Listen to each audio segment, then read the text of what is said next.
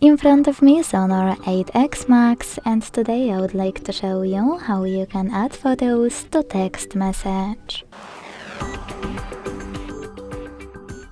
Begin by launching messages and selecting or creating a chat.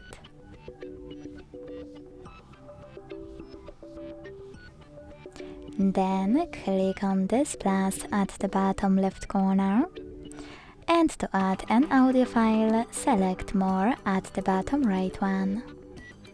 Then you need to tap on Audio, select Agree,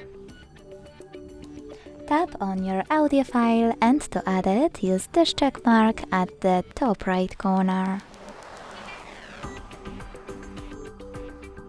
If you want to add a video file, select the same plus, and this time click on Gallery section. Now look for your video over here and click on it. Then use this check mark at the top right corner to add it, or click on Gallery, look for your video here and do exactly the same.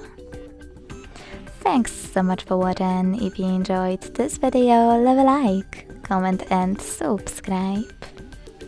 Bye!